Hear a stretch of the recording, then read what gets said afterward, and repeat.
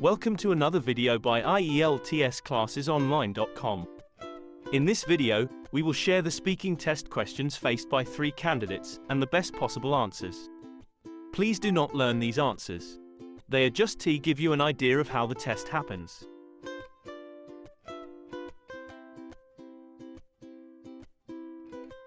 The IELTS Speaking is the same for both the General Training and Academic Test and assesses your use of spoken English. Each speaking test is given face-to-face with an IELTS certified examiner, and the entire test is recorded, in case further review is necessary. The speaking test takes between 11 and 14 minutes, and consists of 3 parts where you will discuss a variety of topics with an IELTS examiner. You will be given a quiet environment for the examination, and the examiner will encourage you to talk more.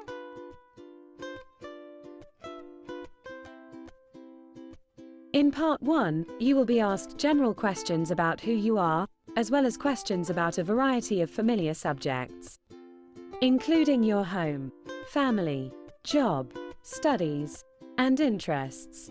This part focuses on your capacity to share thoughts and knowledge on common topics by responding to a variety of questions. It lasts between 4 and 5 minutes. In Part 2, the examiner will provide you with a topic and ask you to speak for 1 to 2 minutes about it.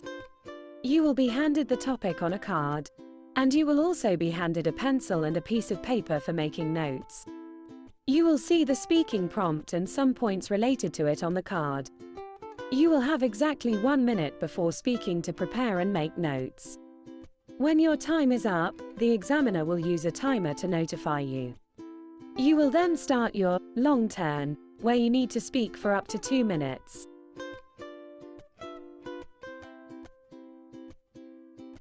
In Part 3, your proficiency in expressing and defending viewpoints, as well as in analyzing, debating, and speculating on a variety of subjects related to the broad theme you covered in Part 2, will be evaluated.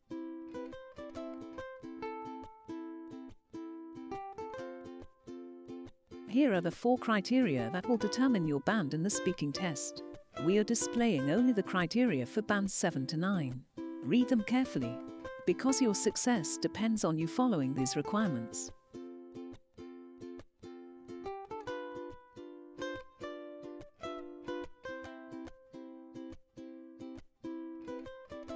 We will explain these now. Fluency and coherence mean ability to talk with normal levels of continuity, rate and effort, and to link ideas and language together to form coherent, connected speech. Key indicators of fluency are: speech rate, ideally, not too slow. Speech continuity, ideally, flow of speech will not be excessively interrupted by false starts. Backtracking, functionless repetitions of words and phrases, or pausing during which the test taker searches for words.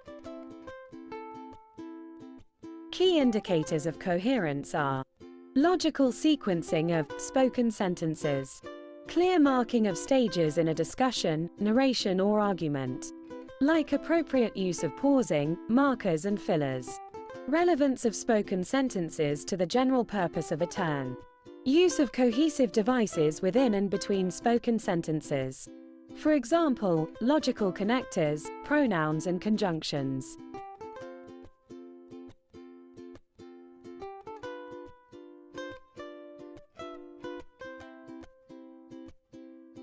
Lexical resource refers to the range of vocabulary at the test taker's disposal, which will influence the range of topics which they can discuss, and the precision with which meanings are expressed and attitudes conveyed.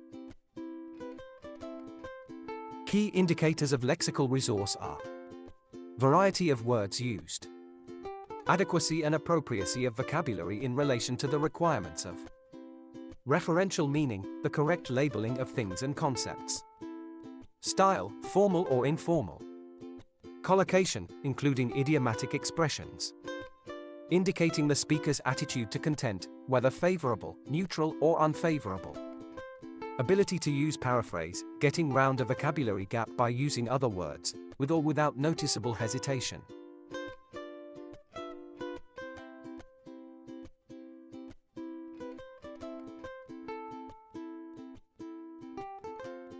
Grammatical range and accuracy refers to the accurate and appropriate use of syntactic forms in order to meet speaking test requirements, and to the test taker's range of grammatical resources, a feature which will help to determine the complexity of propositions, which can be expressed. Key indicators of range are the length of spoken sentences, appropriate use of subordinate clauses within clauses and phrases, complexity of the verb phrase, correct use of auxiliaries in continuous or perfect aspect, modality and passive voice, complexity of other phrases, use of pre- and post-modification, items before and after the head noun adjective, etc. Range of sentence structures, especially to move elements around for information focus. Key indicators of accuracy are error density, that is, the number of grammatical errors in a given amount of speech. The communicative effect of error, its effect on intelligibility and precision or expression.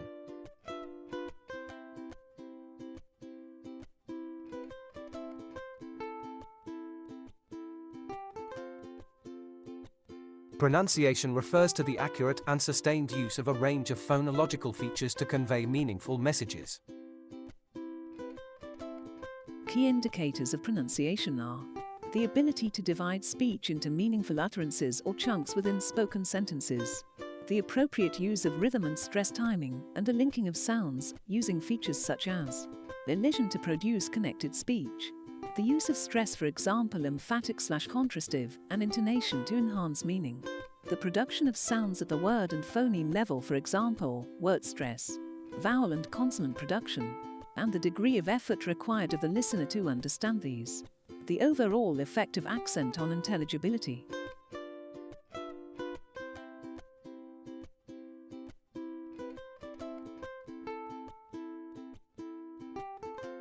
We asked 3 IELTS candidates to share their speaking test questions and the answers they gave. The students are Carol, Nitish, and Spencer. You will find the speaking tests of these 3 students here.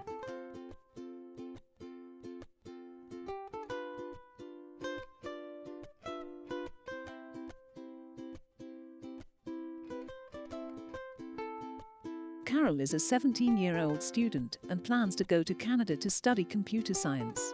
She prepared for IELTS Academic with ieltssclassesonline.com. Here is how her speaking test went.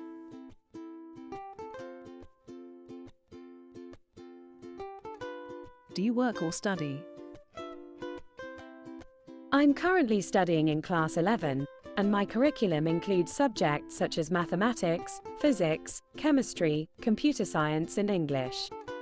Additionally, I'm also exploring elective subjects like economics.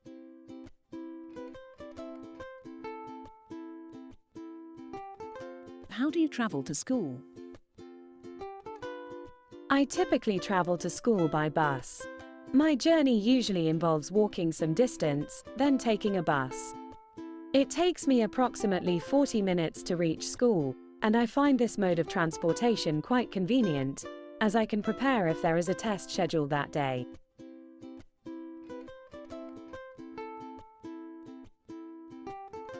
What is your favorite subject?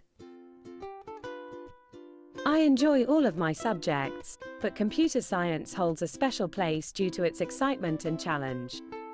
It combines logic, creativity, and practical application, making it an exciting field to explore. Another factor contributing to this preference is the setup of our school's computer lab, which resembles the vibrant atmosphere of an IT company office. The colorful walls and beanbags instead of traditional chairs give me a glimpse into the professional environment of leading tech giants such as Google or Microsoft. It ignites my imagination and motivates me to pursue a career in the field.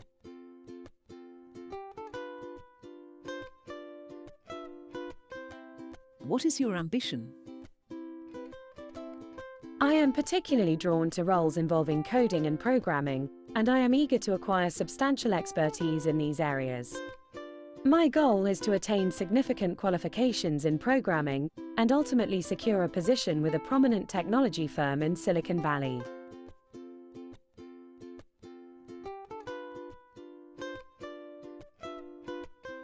Who inspired you for it? My grandfather serves as my source of inspiration. Despite lacking expertise in coding or computer languages, he exemplifies a lifelong learner, consistently striving to grasp nuances and offer invaluable insights. I admire his unwavering perseverance and problem-solving approach. He meticulously deconstructs challenges and addresses them methodically, one step at a time. His unconventional thinking and optimistic outlook have continuously spurred me onward.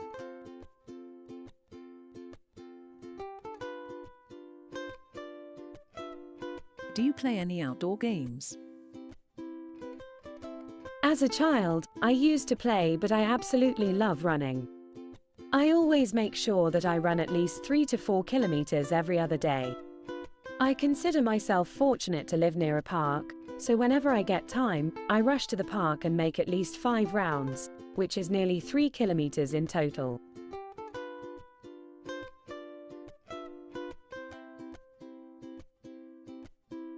This is the cue card for long turn. Here, the candidate gets 1 minute to make points and plan the talk. Then the candidate has to speak for 2 minutes. Try planning your own talk before going further.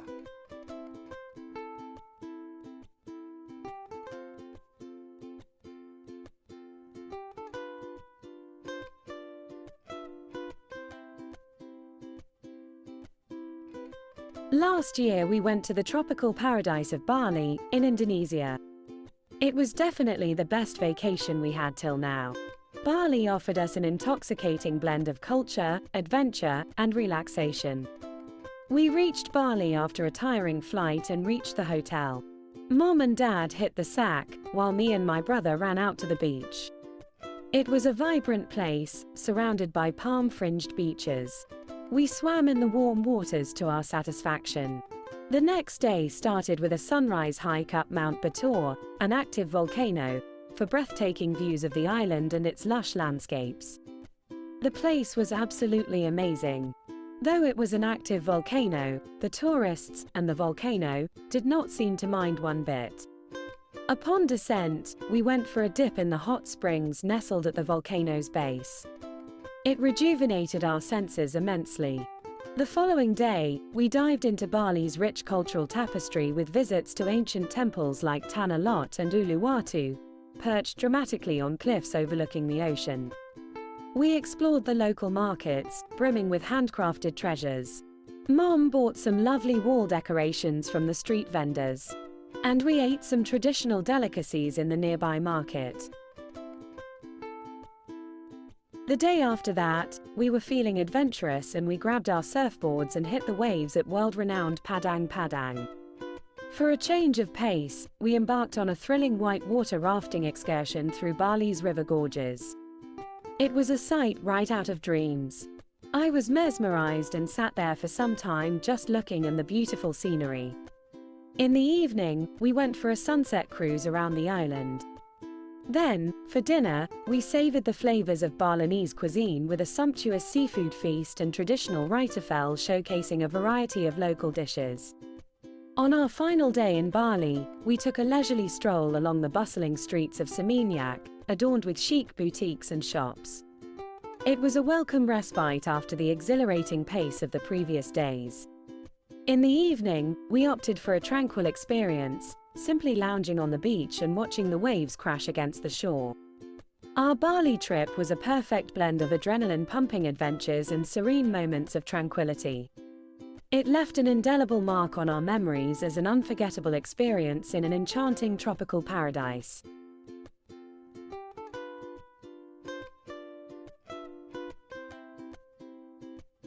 Do you think it is important for people to take vacations? Oh yes, absolutely. I believe a vacation refreshes the mind, which works continuously, 24/7. Scientists have found out that by not taking a vacation, the brain becomes dull. So the old saying that, all work and no play makes Jack a dull boy is proven to be true. I personally think that a short break every 6 months does wonders to the memory and also improves performance at studies.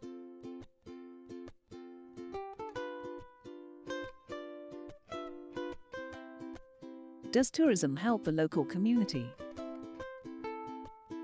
Well, that is debatable. I think tourism can have both positive and negative impacts on the local population. On one hand, tourism can provide significant economic benefits, boosting local businesses, creating job opportunities, and generating income for the community. This revenue can improve infrastructure, healthcare, and education, ultimately raising the standard of living for residents. On the other hand, tourism also carries certain challenges, such as environmental degradation due to increased waste and pollution. Additionally, the influx of foreign cultures and influences can sometimes erode local traditions and customs, leading to a loss of cultural identity. It's a complex issue that requires thoughtful planning to ensure that tourism remains a force for good in supporting local livelihoods and also preserving the local culture. What are the problems with tourism? In my opinion, tourism can put significant pressure on local ecosystems, leading to habitat destruction, pollution, and depletion of natural resources. Activities like deforestation for constructing hotels and houses, pollution from transportation, and damage to coral reefs from diving can all harm the environment. Moreover, local communities may not always benefit equally from tourism revenue, with profits often concentrated in the hands of large corporations or investors. In addition to this, many tourist destinations experience seasonal fluctuations in visitor numbers, leading to irregular income and seasonal employment opportunities for locals.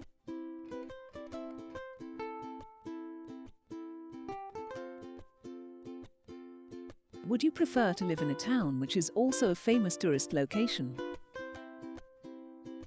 Well, this is a very difficult question. While I would love to be close to the attractions, I also value my peace and tranquility. Living permanently in a tourist town would not be fun for me. Rather, it would be too noisy and crowded, and experiencing that 24/7 would take away the charm. So I would prefer to visit the tourist locations on my own, instead of moving there permanently.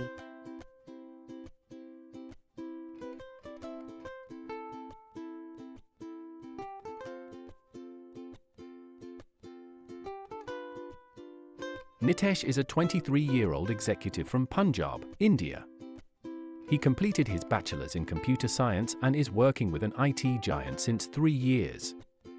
He wants to do his master's in Australia. Do you work or study? I've been working as a software tester at an IT company for the past 3 years after completing my bachelor's degree in computer science. Now, I'm excited to take the next step in my academic journey by pursuing a master's degree at a reputable university in Australia. I'm eager to deepen my knowledge and expertise in the field and explore new opportunities for personal and professional growth.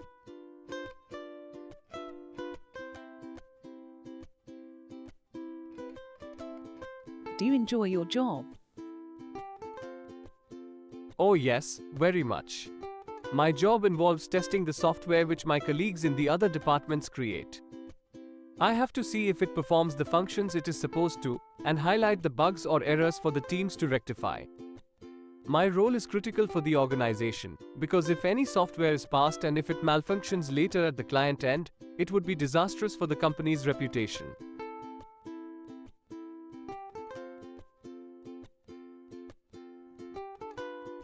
What is the most difficult part of your job?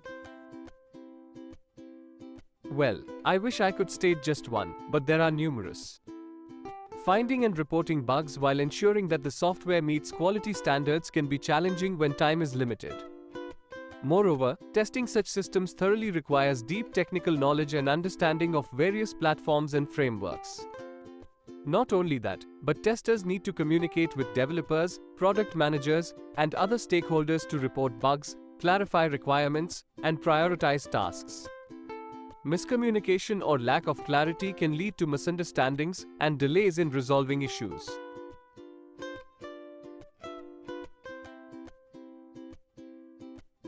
Are joint families common where you come from?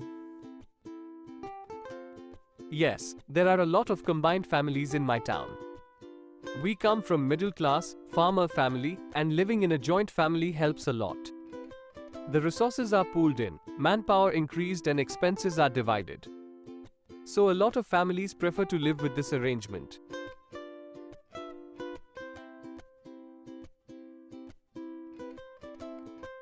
Do you have a large family? Yes, I live in a joint family. There are two of my father's elder brothers and their families living with us in the same house. It's a large house in a village near Julandhar, and we grow most of our grains and foodstuff. My father is a teacher and his two elder brothers manage the farms. I have an elder sister while my two uncles have 3 children each.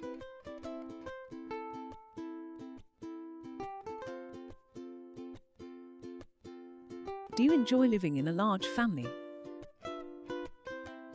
Having a large family is truly enjoyable, especially during festivals when responsibilities are distributed and everyone comes together to help each other out. The atmosphere becomes truly amazing with the abundance of love and laughter. I have a wonderful relationship with my uncles and their children. As a child, I found myself playing more with my uncles than even my own parents. Their presence added an extra layer of joy and fun to my childhood memories.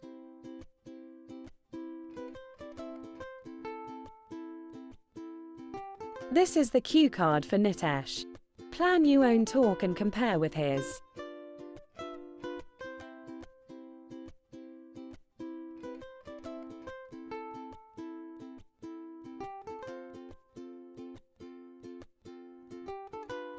I hold Steve Jobs as my role model, not just for his technical acumen but also for his visionary leadership and entrepreneurial spirit.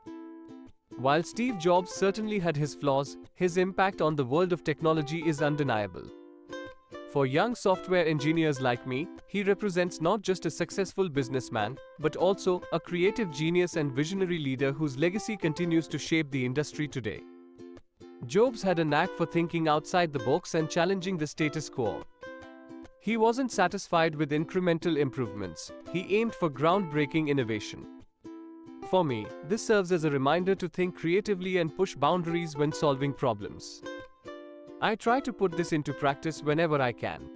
Moreover, Jobs was obsessed with creating products that offered exceptional user experiences. He famously said, "You've got to start with the customer experience and work back toward the technology, not the other way around." This philosophy underscores the importance of prioritizing user needs and crafting software that is intuitive, elegant, and enjoyable to use.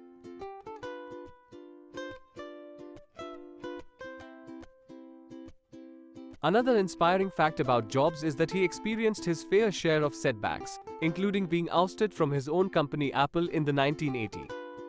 However, he didn't let failure deter him. Instead, he learned from his mistakes, bounced back stronger, and ultimately led Apple to become one of the most valuable companies in the world. This resilience serves as a valuable lesson in navigating the ups and downs of career. Jobs serves as a role model of effective leadership and how to inspire others to achieve greatness. Jobs had a clear vision for the future of technology, and he had the charisma and leadership skills to rally others around that vision. He inspired his team to pursue audacious goals and challenged them to do their best work.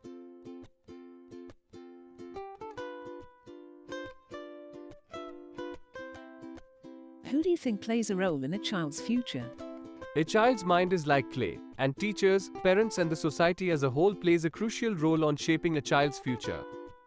I can talk about myself. My parents come from a village, but I became a software engineer. So it was the teachers and society who groomed me for this role. My values and integrity are from what my parent instilled in me since childhood. My education and upbringing is to a great extent behind what I am today. For example, I socialize and mix up easily. I am adaptable due to my joint family background. So, it is a blend of all the factors that shape up the personality and also the future of an individual.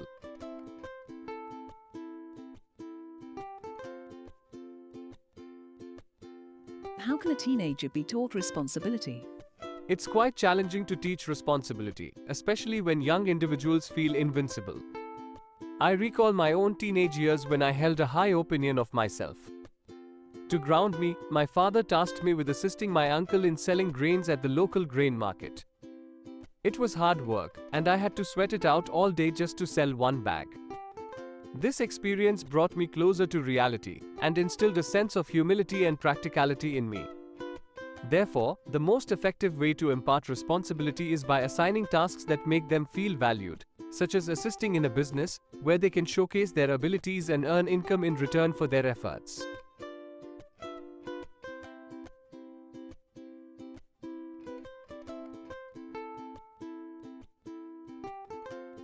Chan is a working executive who lives in Hong Kong. He wants to immigrate permanently to an English-speaking country.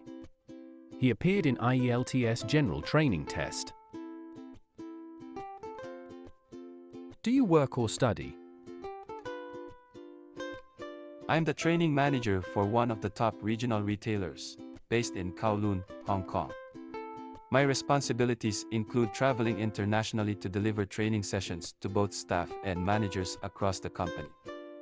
It's a role that keeps me engaged and allows me to contribute to the development of our teams on a global scale.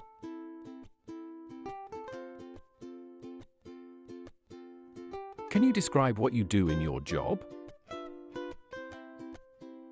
As a training manager, my primary responsibility is to identify the organization's training needs through a variety of channels, including customer feedback, internal appraisals, and my own observations. Once these needs are pinpointed, I collaborate with stakeholders, such as business heads, HR, and finance to draft a program outline. This draft undergoes thorough discussion and refinement to ensure alignment with organizational objectives. Once approved, my team, comprising an instructional designer, graphics designer, and media expert, collaborates to develop the full training module. This includes crafting slides, handouts, interactive games, activities, and establishing evaluation criteria to measure effectiveness. The program is then rolled out across the region, ensuring consistent and impactful training delivery.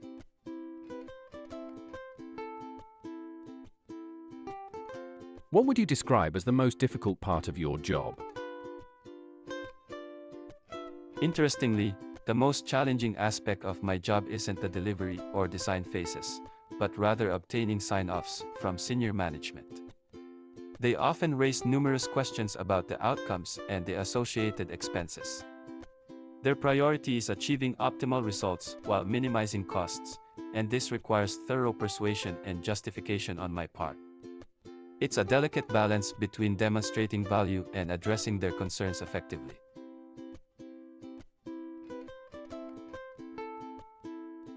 How do you balance your work and personal life? I prioritize setting boundaries and managing my time effectively to ensure a healthy balance between work and personal life. This involves scheduling dedicated time for both work responsibilities and activities that recharge me outside of work. I also make sure to communicate openly with my team and supervisors about my availability and any potential conflicts. Maintaining this balance allows me to perform at my best both professionally and personally. Here comes the cue card. You have 1 minute to think and 2 minutes to speak on this topic. You will get a pencil and a paper to make notes.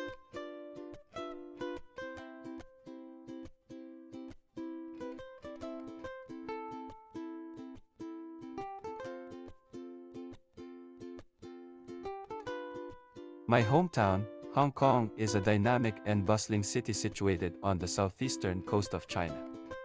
It's renowned for its iconic skyline, which features towering skyscrapers juxtaposed against the backdrop of Victoria Harbour.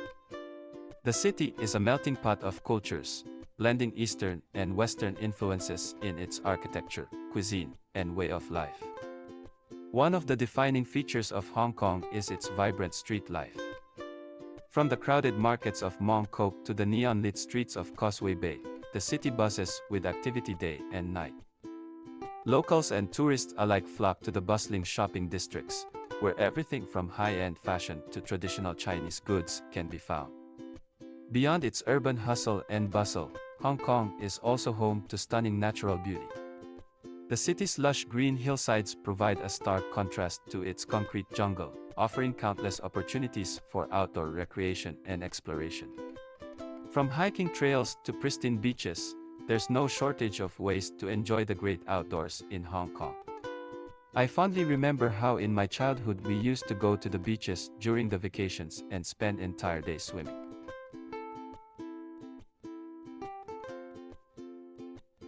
Culturally, Hong Kong is a fascinating blend of old and new. Traditional Chinese customs and festivals are celebrated alongside modern art exhibitions and international events. The city's rich history is reflected in its many temples, shrines, and historic landmarks, which offer glimpses into its storied past. In recent years, Hong Kong has also been a focal point of global attention due to its unique political status and ongoing social issues.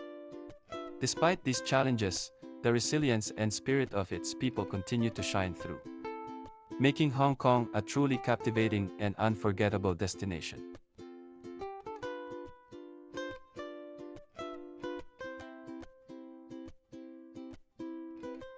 Do you think maintaining links with your roots is essential? Though it ultimately relies on individual experiences, circumstances, and personal preferences, many people find that keeping ties to their ancestry or nation of origin is important. A significant component of many people's identities is their cultural heritage. They are able to enjoy and retain their language, rituals, and cultural traditions by staying connected to their homeland. Maintaining ties to one's hometown also frequently entails maintaining ties to friends, family, and local networks. Despite living far apart, these ties give one a feeling of support and belonging. Having a sense of belonging can be consoling, particularly if one is living in a culturally unfamiliar environment.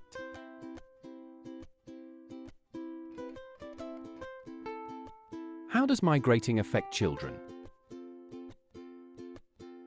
Children who migrate may experience profound effects on their social, emotional, and academic well-being, among other areas of their lives.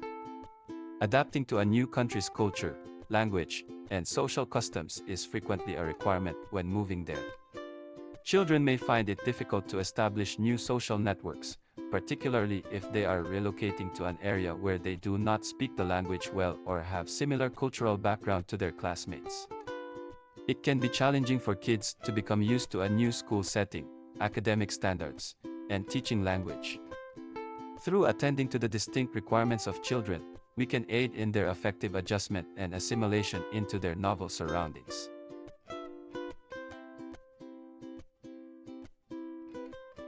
Would you prefer to work from home or in an office? I am particularly much in favor of working from home. Working from home provides greater flexibility in terms of setting your own schedule and managing your time. Remote work eliminates the need for a daily commute, saving time and reducing stress associated with traveling to and from the office. This can result in more time for personal activities, relaxation, or additional work. Additionally, remote workers may save on work attire and other incidental expenses related to office life.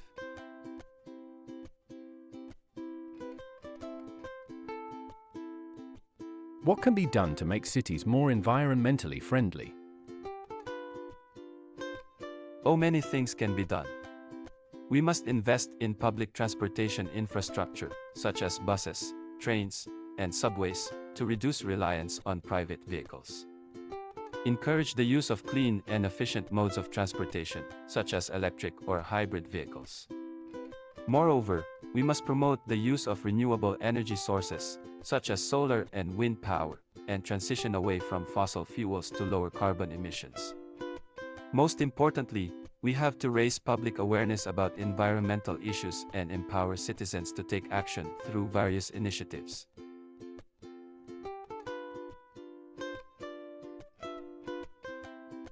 You can enroll in our online courses and discover how to ace the test, build a strong vocabulary, get additional writing and speaking templates, learn from the ready-made samples, practice with expert supervision, and much more.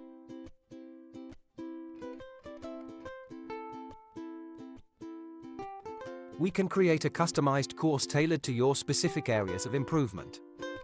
If you want to focus only on speaking and writing, we can design a course just for you. All practice is done using original Cambridge IELTS practice papers.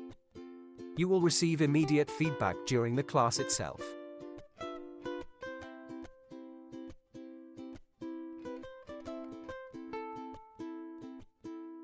Thank you for watching. Let us know what other videos you would like to see. We offer one-on-one courses for academic and general training. You can design your own course, depending on what you require. You can join the intensive course to build up vocabulary and practice for several hours under guidance of master trainer. Or book a shorter, 10-hour course to understand the test format and practice. Write to us and ask for a free trial class. Subscribe to our channel and let us know in the comments what other videos you want. We will be happy to help. Write to us at contact@ieltsclassesonline.com.